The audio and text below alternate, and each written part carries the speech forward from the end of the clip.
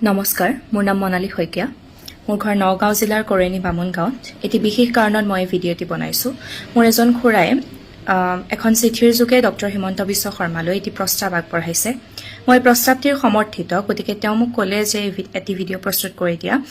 গতিকে ভিডিঅ'টিৰ যোগে মই আপোনালোক সকলোকে প্ৰস্তাৱটি আপোনালোক জনাবলৈ বিচাৰিছোঁ। গতিকে মই চিঠিখন পাঠ কৰি দিবলৈ ওলাইছোঁ, আপোনালোকে শুনক। শ্ৰদ্ধাৰ হিমন্ত বিশ্ব শৰ্মা ককাইদেউ, প্ৰথমে মোৰ সেৱা গ্ৰহণ কৰিব। আজি আপোনালৈ বৰকৈ মনত পৰিছে। আমাৰ অসমীয়া আৰু অসম নামৰ বৃক্ষজোপা প্ৰচণ্ড ধুমুহাত যাতে উফালি পৰিবলৈ নিদিয়াকৈ খাই শিপাডাল খামুচি ধৰি ৰাখে আৰু এৰি নিদিয়ে। আপোনাক অসমৰ ৰাইজে এজন অসমীয়া জাতীয় নায়ক বুলি ভাবে। আপুনি আমাৰ সত্তা আৰু বীৰ লাচিতৰ দৰে এজন মহানায়ক। আপুনি আমাৰ মান অভিমান ভেটি মাতি ৰাখিব লাগিব। মৰমৰ হিমন্ত বিশ্ব শৰ্মা ককাইদেউ, আপোনালৈ কাতৰে অনুৰোধ কৰিছো। অসমৰ মহান মুখ্যমন্ত্ৰী মহোদয়, আপোনাৰ চৰণ যুগলত সেৱা জনাই কাতৰে এটি অনুৰোধ কৰিছো।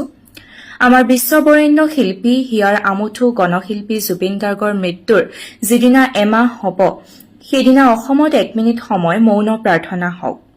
জুবিন গাৰ্গৰ প্ৰত্যেকজন অনুৰাগীয়ে যেন যি ঠাইত আছে সেই ঠাইৰ পৰাই যাতে সকলোৱে একেলগে থিয় হৈ গাড়ী, মটৰচাইকেল বা অফিচ কাছাৰীত থকা সকলেও আৰু যিসকল নিজৰ বাসগৃহত থাকে সকলোৱে যাতে হিমন্ত বিশ্ব শৰ্মা ককাইদেৱে বান্ধি দিয়া সময়মতে 1 মিনিট সময় মৌন প্ৰাৰ্থনা কৰক। নিঃশব্দ হৈ পৰক অসম। অসমীয়াৰ কোলাত শুই পৰক প্ৰাণৰ শিল্পী জুবিন গাৰ্গ আৰু আমাৰ জনশিল্পীগৰাকীক 1 মিনিটৰ বাবে যেন আমি বিচাৰি পাম বুকুৰ মাজত। দুহাতেৰে সাবতি কম, তুমি আকৌ আহিবা, তুমি আকৌ আহিবা। অসমীয়াৰ কোলাত খেলিবা আৰু নতুন গীত গাবা। ধন্যবাদেৰে, নিতুল শইকীয়া। চিঠিখন আছিল ইমানেই।